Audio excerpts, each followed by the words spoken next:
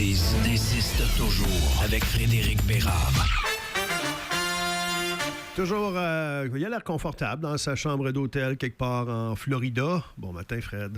Ah oui, ah oui. Ah oui, dit-il en buvant son café. Fourni, gratis, payé? Je le saurai plus tard, là, okay. Mais là, On va vous rappeler qu'il y a quelques matins, Fred n'était pas de bonne humeur parce qu'il n'avait pas eu son café. Oui, c'est bien important d'avoir mon petit café pour jaser. Il y a beaucoup de gens que c'est comme ça. C'est vraiment. S'ils partent pas leur journée avec le café, oublie ça. Moi, j'en prends 2 par année. J'en prends un à Noël puis un au jour de l'an. C'est pour ça que t'es de mauvaise humeur. J'ai pas de trouble avec ça. Je me trouve de bonne humeur pour un gars qui prend pas de café. C'est vrai, ça. Mais ça fait pas, c'est pas nécessaire. La preuve, c'est qu'on n'a pas toujours besoin de ce qu'on pense pour que les choses aillent bien. Tu sais, on a toujours l'impression, si je fais pas ci, si je fais pas ça, ça ira pas, mais quoi, j'en suis la preuve vivante sur 2 pattes, sur 2 jambes. Je me sens jugé. Aimerais-tu ça travailler avec un grand sage de même à tous les matins, Fred? Moi, c'est fois, je me sens au banc des accusés, là. Il rit de mon addiction. Il rit de bien des affaires. Tu vois, non, on a tous nos petites faiblesses. Ah oui, toi, c'est quoi? Ah, je veux pas en parler. OK, ouais. Je pourrais le faire, moi, si tu veux. Question du peuple, Fred, comme à tous les vendredis. Je vais aller chercher, si tu me permets, la question de Marc qui est entrée tantôt. C'est concernant la gouvernance actuelle. En continuant de cette façon, il parle du gouvernement Legault, de François Legault particulièrement. Est-ce qu'il pourrait être, genre, comme destitué? Non, en démocratie, c'est pas comme ça. En fait, ça dépend de la démocratie qu'on a, mais nous, on a une démocratie parlementaire classique avec un vote uninominal à un tour qui fait en sorte que quand tu obtiens une majorité comme actuellement, la CAQ a plus de 90 députés sur 125, il n'y a aucune manière de dégommer ça, à moins que Legault lui-même lance des élections, ce qui ne fera évidemment pas, ou que, faites le calcul, là, ou qu'il y a une trentaine de députés qui décident de quitter la CAQ puis redevenir péquiste ou libéral, par exemple. Ouais. Là, auquel cas, en fait, Legault lancerait probablement des élections à ce moment-là. Mais non, tu peux pas faire ça. Il y a dans certains régimes qui appellent ça il y a des procédures d'impeachment. Là, je pense que c'est à ça que Marc fait référence. Aux États-Unis, ça pourrait arriver. Ça n'arrivera pas, là, on le voit bien. Là, mais... une espèce d'impeachment quand il y a des trucs très, très, très graves. Ouais. Le Reform Party de l'époque de Preston Manning, qui est un peu l'ancêtre des conservateurs de Harper, devenus les conservateurs de Poilievre, en partie. Le Reform Party proposait il appelait ça comment? Un recall... Total recall. Quelque chose comme ça, où quand un député ne tenait pas ses promesses électorales, il était possible de le destituer en quelque sorte, ni plus ni moins. Mais c'est pas comme ça que le système de Westminster fonctionne, puis la suggestion du reform n'est jamais allée plus loin. Alors, la mauvaise nouvelle, Marc, si je saisis bien le sous-propos de votre propos, c'est qu'il vous reste 3 ans à endurer, ainsi que plusieurs d'entre nous. Qu'est-ce qui s'était passé, si tu as de bonne mémoire, avec Kim Campbell? Je me souviens pas. Pourquoi qu'elle avait été là juste un mois? Kim Campbell avait ramassé la pôle quand Brian Mulroney était parti, en 93. Donc, elle était une non-élue. Elle avait juste été comme... Elle était élue comme députée. Oui, elle était devenue ministre.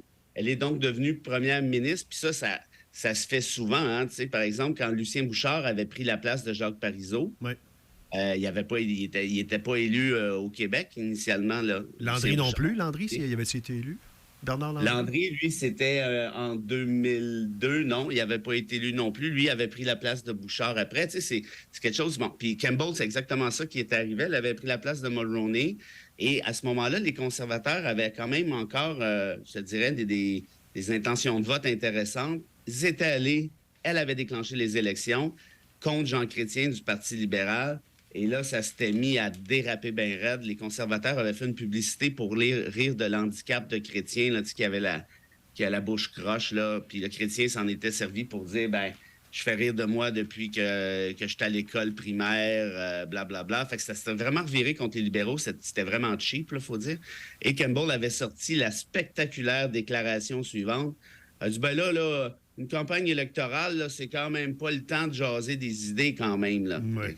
Là, justement, je pense que c'est pas mal le temps de jaser des idées, ce qui fait que les conservateurs sont passés d'une des plus grandes majorités de l'histoire du Canada à 220 ou 230 quelques sièges à 2 sièges, c'est-à-dire Elsie Wayne à Terre-Neuve et un dénommé Jean Frisé-Charest à Sherbrooke. Merci, bonsoir. Il restait 2 sièges qu'avait fait dire Robert Charlebois dans sa tournée, la maudite tournée. C'est quoi la différence entre une LADA puis le Parti conservateur du Canada? La LADA a 5 sièges. Elle est bonne. Oui, elle est bonne. La maudite tournée, c'était pas Offenbach, ça? OK. Non. Je suis content que tu aies parlé de Mulroney parce que Chantal avait une question concernant la déclaration de Mulroney hier qui aimerait que les francophones donnent plus côté philanthropie, soient plus généreux. Tu penses quoi de cette déclaration-là? Parce que juste de même, ça a l'air un peu effronté, mais quand on lit... Là,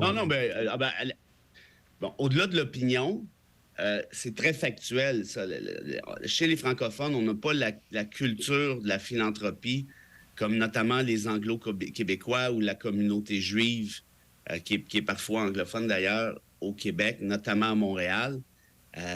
L'Université McGill, là, je ne sais même pas c'est quoi le montant, là, mais je pense qu'on est dans les milliards. Les dons qu'ils reçoivent. Ouais.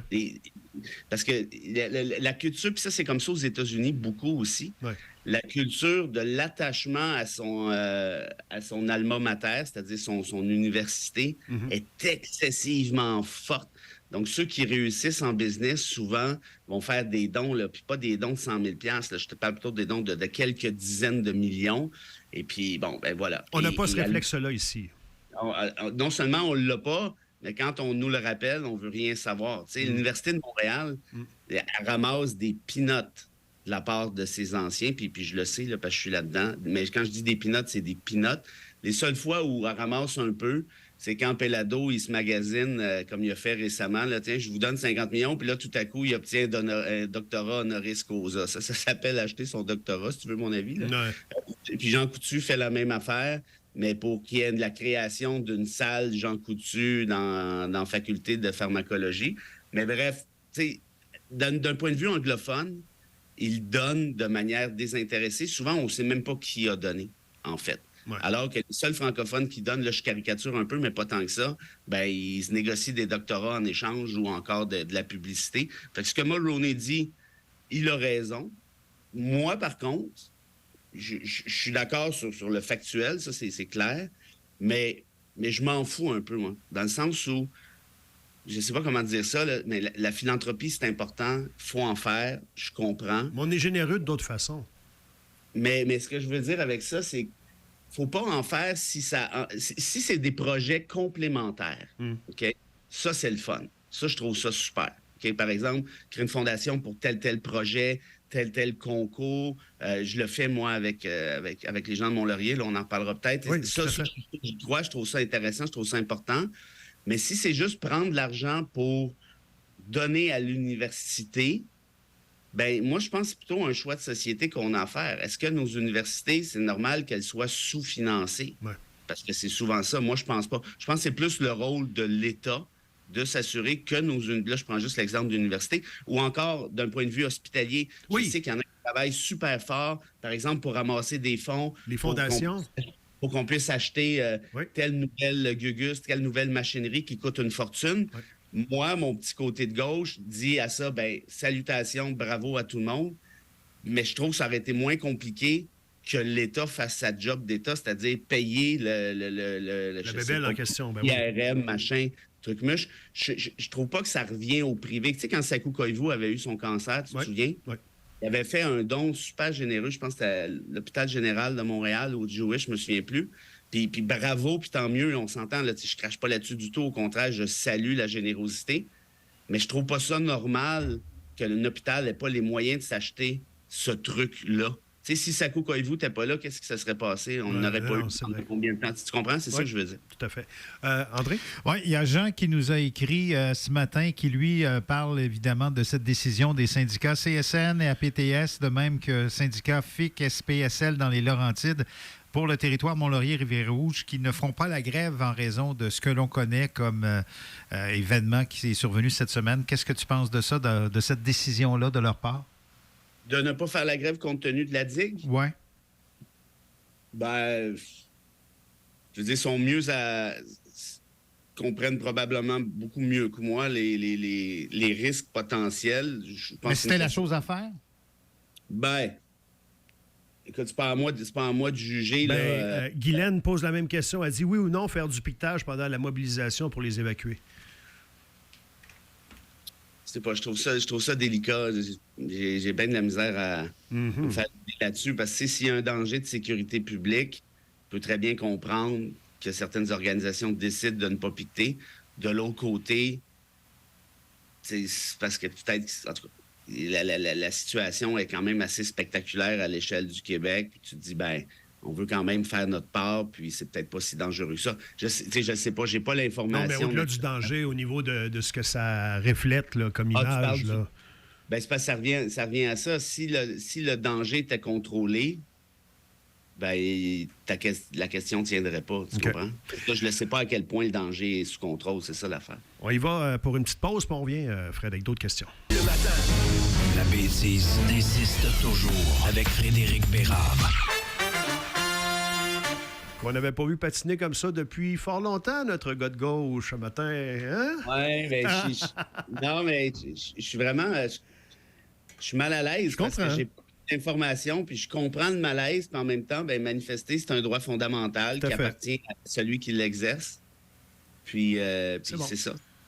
Voilà. Je te dis. Mais non, c'était juste cute de te voir comme ça. J'aime pas ça être de même. On va terminer avec ça parce qu'on peut élaborer quand même quelques instants. On a parlé hier, on a fait l'énumération de tous ces endroits où ça va mal pour ceux qui gouvernent. On parle évidemment du gouvernement Legault, on parle de Trudeau, on parle de Macron, on parle de... Ça pète de partout. Et même au niveau des mairies, là, à Montréal, à Québec, c'est remis en question beaucoup. Au niveau municipal, on le sait que les maires reçoivent, les élus reçoivent maintenant des menaces. C'est difficile. Là, Pierre veut savoir, est-ce qu'un jour, on va manquer de monde pour gouverner tellement que les incitatifs deviennent de moins en moins intéressants? Bien, quand même une belle hausse de 30 % à Québec. Oui, il y a ça. Mais allez me faire battre pour 30 % de plus, je suis pas sûr, moi. Tu serais pas te faire battre pour 150 000? Oh oui. Finalement, oui. Ben, tu sais, 30 % de 20 $, peut-être pas, mais 30 % de 100 000, ben, ouais, mais finalement. Un peu comme les joueurs de hockey, on a l'impression que, tu sais, depuis qu'on sait les salaires des joueurs de la Ligue nationale, on se permet d'être plus critique.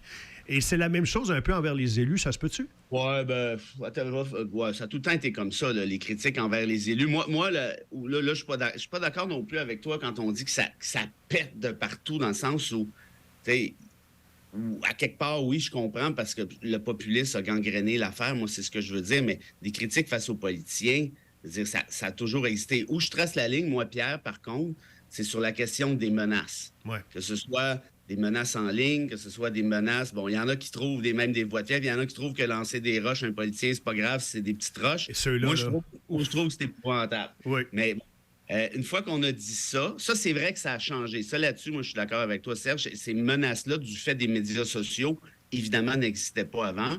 Puis la question de Pierre est ultra pertinente. Est-ce qu'on va avoir assez de monde? Moi, je l'ai toujours dit, le 30 % de l'Assemblée nationale... Même tu payes un député 130 000, moi, je me suis pas ouvert les veines avec ça. Je trouve pas que c'est excessif. Je trouve même que c'est raisonnable. C'est peut-être beaucoup mieux payé qu'ailleurs au Canada. Ça, c'est peut-être un problème. C'était le timing. Encore une fois, c'était le timing. Mais au-delà de ça, moi, ce que je dirais là-dessus, c'est que ce qui est le pire actuellement, c'est que ça va être très difficile de revaloriser le job de député et de dirigeant politique. Du fait, je pense, du cynisme qui s'est installé.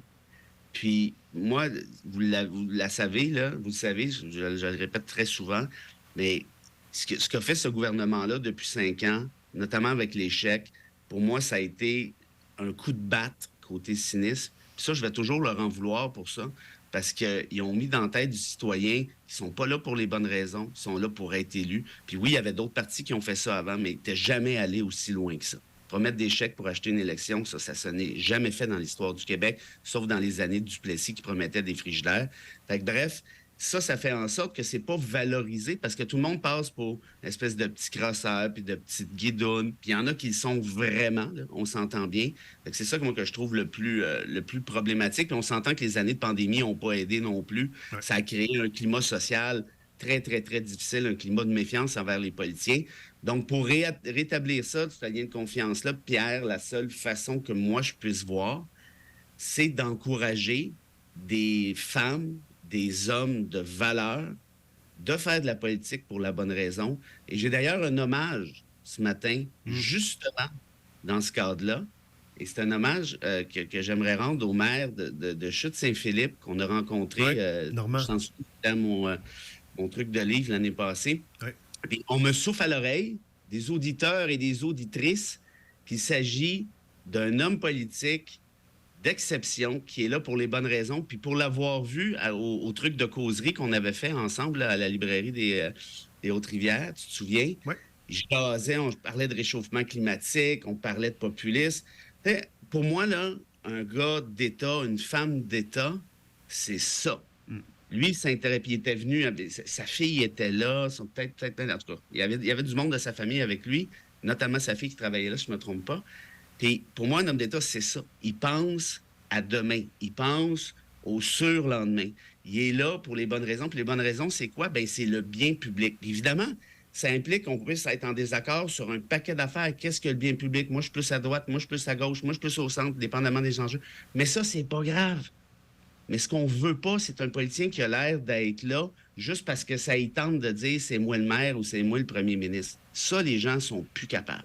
Fait que des gens comme Saint-Amour, moi, je leur dis de un, chapeau, puis je leur dis de deux, s'il y en a d'autres qui n'en font pas de la politique des Saint-Amour de ce monde, faites-en, puis non seulement on va vous protéger, mais on va vous aider du mieux qu'on peut avec nos moyens, c'est-à-dire nos petits micros et ainsi de suite. Alors, bravo Normand, puis bravo à tous ceux et celles qui osent faire des Normands Saint-Amour d'eux ou d'elles-mêmes. Oui, il fait toute une job de communication présentement. Et cet après-midi-là, à la librairie, il était venu s'offrir à moi il avait offert ses services pour être un collaborateur. Et depuis ce temps, il est avec nous à tous les lundis midi.